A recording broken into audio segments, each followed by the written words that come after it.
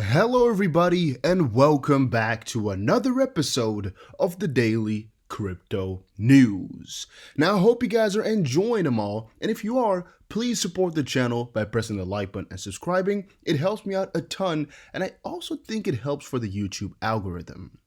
On a side note, the question of today is, when, if you do you think XRP and Bitcoin will hit all-time high? Or in different words, when do you think this big bull run that everybody's talking about will occur? Do you think it's going to be in this crisis, or is it another couple of years away? Let me know in the comment section down below. I'm really interested in seeing you guys' opinions, and also have a couple of discussions if you need to. It's always fun to see you guys comment about things down there, because most of the time it's well thought out guesses as well. All right.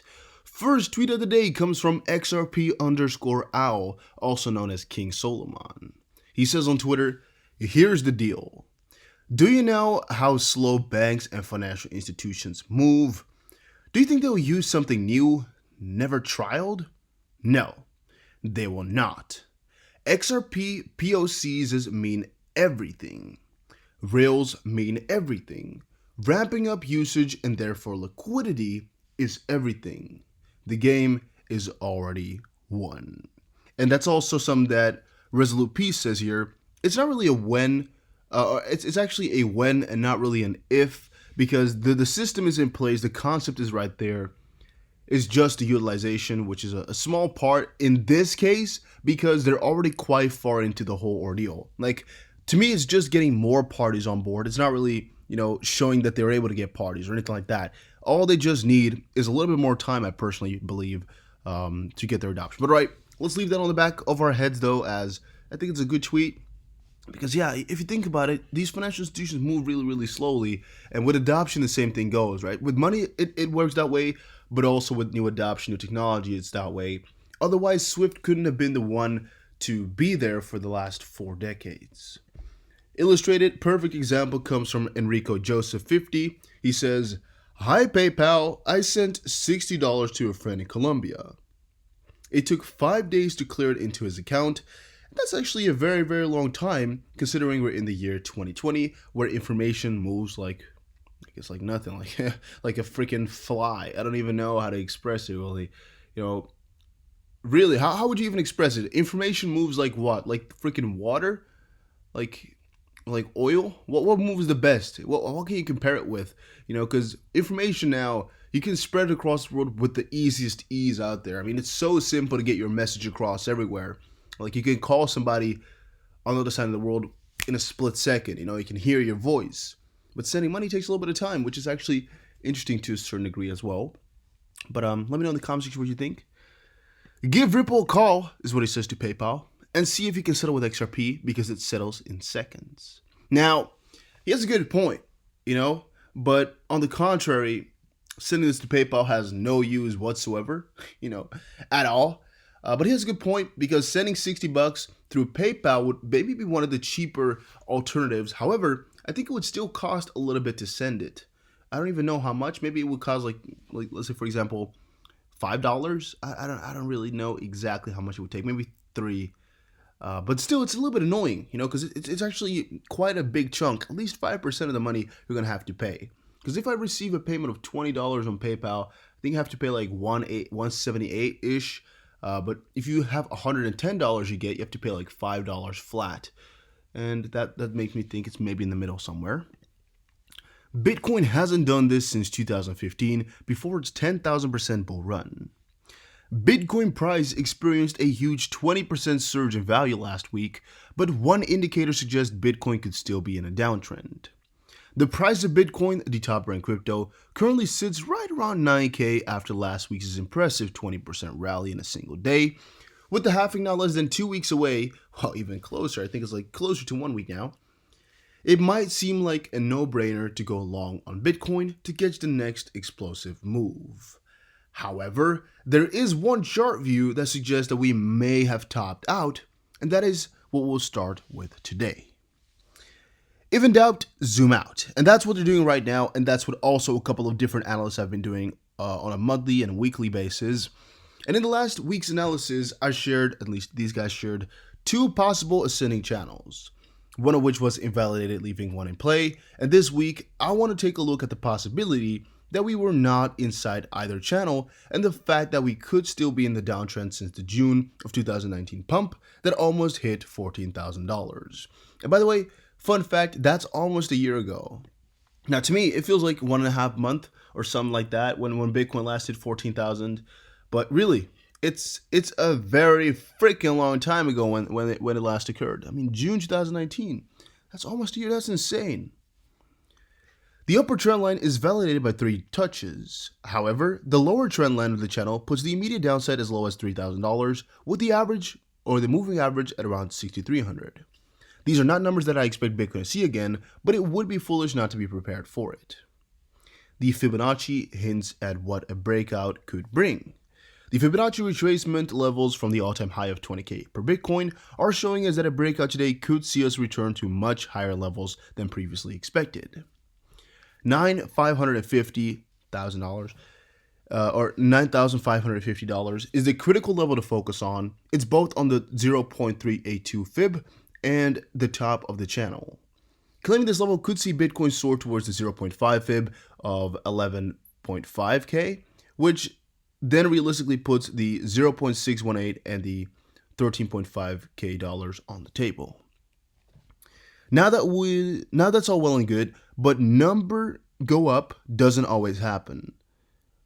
And one such indicator that can be relied on to confirm the direction we're headed based on the current momentum is the monthly moving average convergence divergence indicator, or also known as MACD. And they've done a little bit of a monthly analysis, which it states right here. Last week, I highlighted the significance that the moving average divergence convergence MACD indicator has on the price on Bitcoin when it crosses bullishly on the weekly time frame. However, with the bullish monthly candle close comes a new picture for the monthly MACD. Mapped out above is the monthly MACD bullish and bearish crosses, with the weekly MACD bullish crosses highlighted with the dotted lines. You can really see it quite clearly, hopefully here. You can actually even zoom in. All right, so if you need to check anything, just pause it real quick. I'm just going to read through.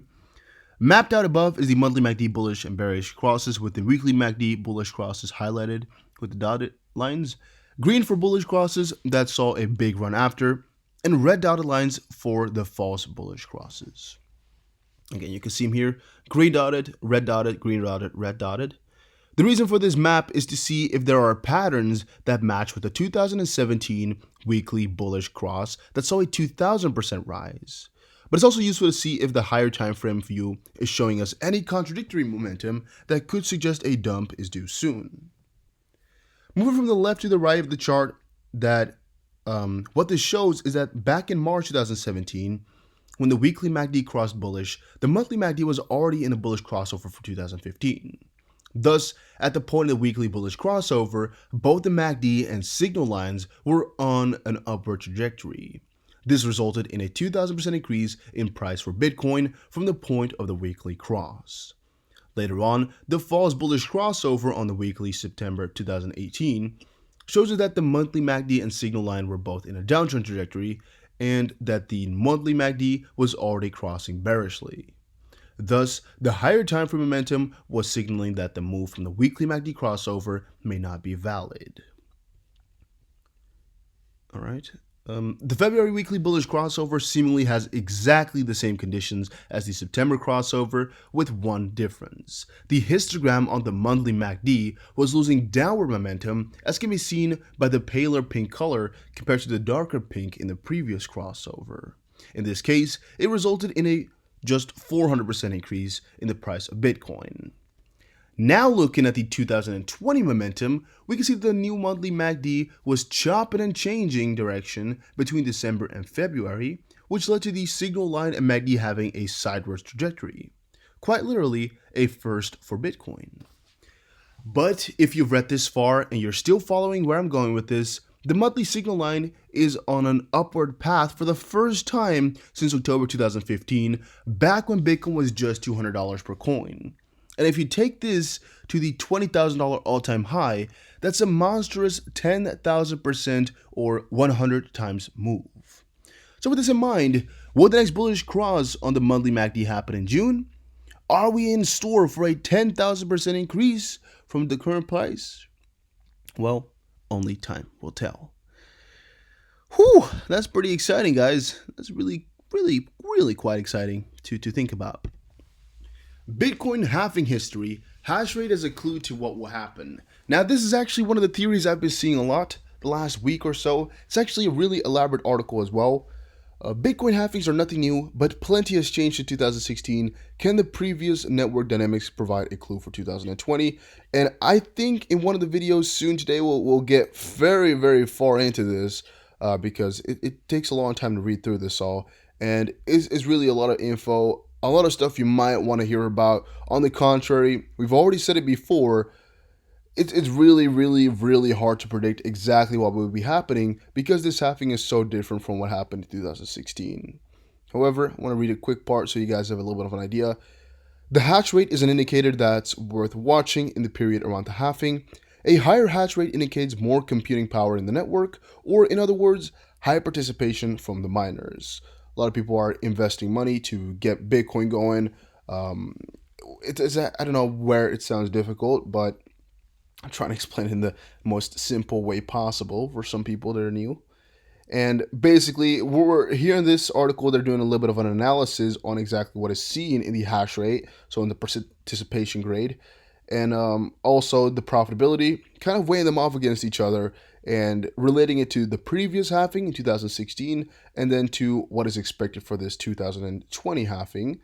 And one of the things I think is also of very much importance is the uncertainty that's going on right now, and of course the pandemic situation, which might make everything even more difficult to predict and to analyze. Because I also think the last weeks, or let's say for example 6 weeks, it's such a crazy amount of movement. Like for example here, if you zoom in a little bit, if we zoom in, the last couple of weeks here were so crazy because, I mean, prices dropped as stocks dropped, but also as there's just a lot of uncertainty. A lot of miners might not want to have their money stuck up in mining power. You know, they might want to go and I guess not be investing more into it. Maybe they just want to sell a couple of their units. Maybe they want to get some more liquidity.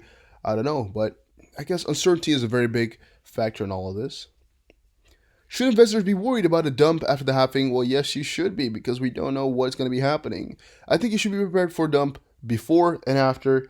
And even though these guys say the rally will last, please just make sure you are not too far into it, because we don't know for sure, and it can really hurt you if we are indeed wrong. Crypto price prediction, Bitcoin and XRP, European wrap 1st of May. Bitcoin price analysis. All right. This is actually really pretty stupid. I don't know why I opened this one. I guess I left it when I was reading it, but it wasn't useful, so you don't need it. Ripple reveals only 1.75 million in OTC institutional sales, but massive XRP trade volumes in 2020. It's actually something we briefly discussed before, but not in this depth, because one of the things I missed was that the volume has gone up significantly, and thus the percentage that they're trading right now is actually really significantly lower as well. Because as I said before, they can only sell a certain amount of money based on the amount of volume XRP has. It's a percentage-based thing. And as you can see here in the statistics, in Q4 of 2019, it was 0.08% of the total volume. And in Q1, it was 0.006% of the total volume of XRP, which is really kind of nothing, and really you won't notice that at all, which is actually another point to make. XRP gains 13.5% in a week, but struggles at the 200 EMA and against Bitcoin. Ripple price analysis. XRP saw a strong 13.5 rise, and actually this I'm not completely agreeing with, but XRP saw a strong rise increase this week, in price this week, as the coin pushes above 22 cents. The crypto faces resistance at 0.228, where lies the 200-day EMA, and against Bitcoin, XRP is struggling towards the end of April after creating a fresh monthly low at 2,400 Satoshi. Well, again, I think it's a collaborative effort here. You know, Bitcoin has again dominated the realm. The dominance has gone up like crazy over the last couple of days as people are getting more insecure. And as the halving is coming closer, I think Bitcoin is really going to be the biggest factor in all of this. And what will happen most likely is Bitcoin will decide the way we're going to go, either down, stable, or up. And these other coins are going to be following with a certain margin, right? For example, if Bitcoin goes down 2%, I would always state that's like, it's like neutral territory. Because right now, with all these coins do, if it's within margins of 0 and 5, I would say it can be completely just correlated still. I would not say we have to exclude it. If, however, there's a big plus 13 or minus 13% move, then we might have to analyze it further because there's something really, really crazy going on. For example, here, Hive, that's pumping up 22% in the hour. 7% on the day. That's something worth analyzing because it's really, really kind of crazy. And there's more of those sometimes. If we check here, movers, we can see Holochain has done plus 60% over the past 24 hours. Those types of deals are worth looking into because that's kind of strange. It's kind of scary. I don't really know where it's coming from. If we put it to 1 hour as well, you can see some coins are doing crazy. Or, yeah, it's just the 24 hour and 1 hour, which are important. But yeah, the rest, I don't really know. Here, the volume is only $1.5 million, so it can also be manipulated easily. This has a very, very huge amount of volume, so that's not as simple to do. But it's funny. Again, it's double as much. So it's funny though that this one is 43rd and this one is 77th, and the volume is like double still. Pretty interesting to me. But all right, let's see. And here were a couple of articles on VeChain and Stellar, but I actually want to leave that for a different video to get into those coins because I don't know if you guys like the coins. Do you guys like VeChain? Do you guys like Stellar? Let me know in the comment section down below. I'll be talking about it later today then if you guys enjoy it. And thank you all for watching. Hopefully you did enjoy. Make sure you check out the second channel. Make sure you follow me over on Twitter at ThusTBC. Subscribe and like if you enjoyed it. And I'll see you guys again in another crypto video. Take care everybody and have a very, very nice day.